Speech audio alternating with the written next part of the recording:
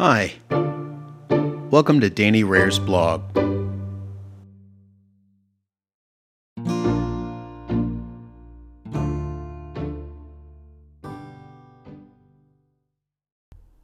This podcast is going to be a little different than my others, a one-off. The reason is its format and intent. I announced back in August that I have a weekly newsletter on dannyrehr.substack.com. Written and audio recorded, that newsletter has more day-to-day content related to my blog writing and features a more laid-back tone about it. When I made that announcement, I said it would serve as a separate second podcast. For those who are interested, check it out. The other reason I'm creating this episode is content related. My October 8 newsletter podcast spoke to the release of my newest blog post, Be a Good Customer. That reading or podcast is out now. Find it on your preferred listening platform. I'm proud of that article and think it may have profound interest to 3 audience archetypes. I've covered those archetypes in my newsletter's podcast, and so I'm sharing it with you. With that, thanks for listening, and here goes. Hi, welcome to another edition of Danny Rehr's blog, The Newsletter. This episode is entitled Choice, Be a Good Customer. Decisions, Take Responsibility. It is dated October the 8th, 2022, and it comes to you one day after the normal weekly cycle of publication. I'll explain why later. But for now, and as always, the Austin Kleon quote, "It's not that you have something to say, it's that you find out what you have to say." And with that, the top news. Be a Good Customer has published. I'm proud of that article and how it turned out. The finishing touches were produced yesterday, which is why this newsletter is a Saturday edition.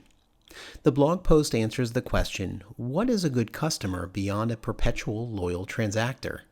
Is there such a thing? Moreover, what value is beyond the transaction itself? I attempt to bring light to a choice every customer can make to become a so-called good customer. Doing so, I argue, brings otherwise undiscoverable benefits to everyone involved, including other customers and that business. By the end, I explain how the creation of memories by both the business and the good customer are components of a system of advancement. Supporting the ambitions of others. Strategy framework. This week, I am excited to report another coaching effort. I mentioned a coworker of mine in the August 19th, 2022 newsletter, Great Response to Fitness for Ambition, and created newsletter podcast. Recording artist Von Tay is super talented. Discussions have led me to conclude there are portions of his activities for which strategy may help scale his talent. With discretion in mind, I have produced my own version of the same tool I created for him. For details, see the written newsletter. The options. And I start this out with a quote from Kobe Bryant circa 2013. He said, "It makes you better, when you have teammates that push you," end quote. There are some terrific employees with whom I work. Some special ones are mindful of their talents and value to an employer. This is not to knock our current employer. Like a free agent athlete, it's always good to know what the market will bear. Only, in the environment where I work, the currency isn't dollars, it's potential.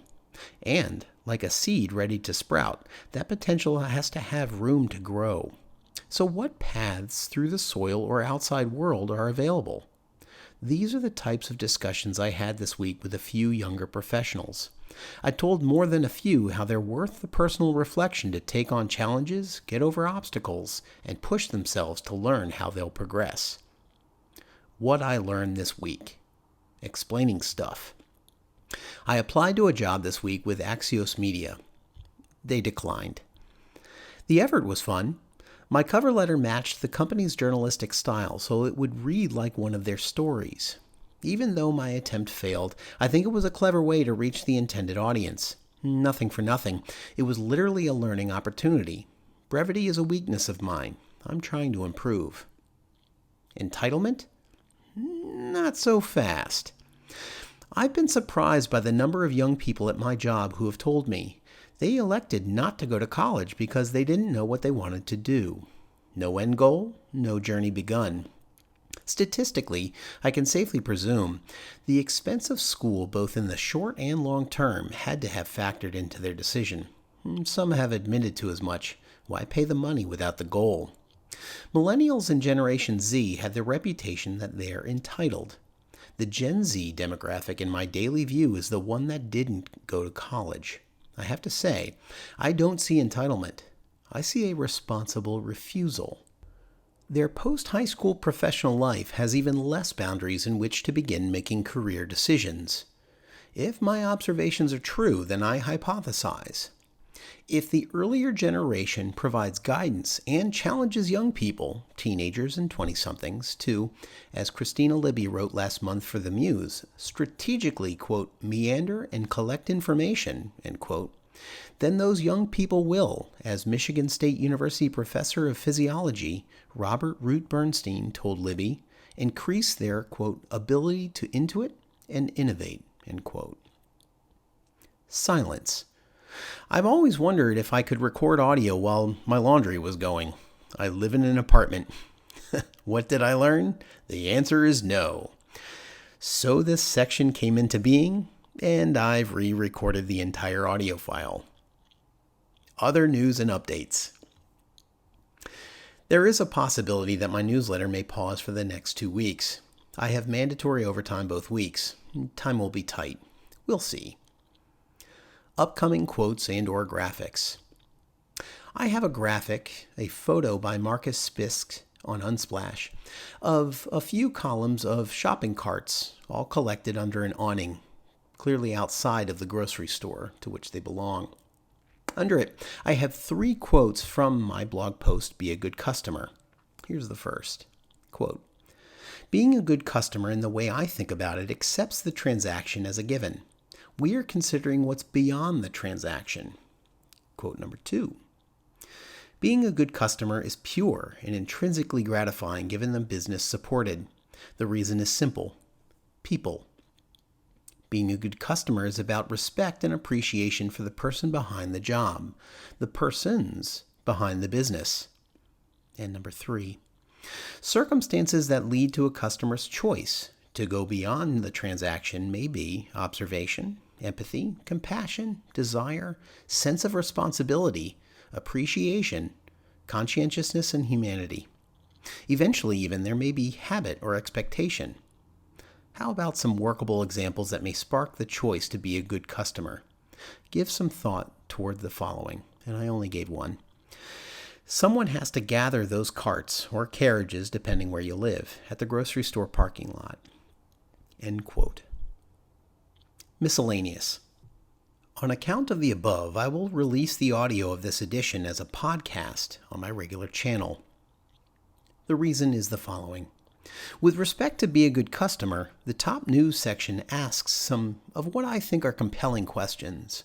The picture of the grocery store carts and the quotes I've associated with it beg another question. Who might benefit from reading my blog post? I think 3 audience member archetypes would be interested. 1. Anyone who wants more value from their routines. 2. Business owners who are curious about understanding their customers and who want to generate, dare I say, innovate upon, the value of which they are capable. Parenthetically, my post argues that it's the customer's choice to be a good customer. That's not an absolute. Perhaps business owners and managers could find a way to further my ideas. Number 3, academicians and those who consult for retail organizations who may want a fresh take on what it means to be a customer. That'll do it for this newsletter. Again, I may be holding off for the next 2 weeks, but we'll see. So stay tuned, and thanks again for listening. Thank you for listening to Danny Rehr's blog.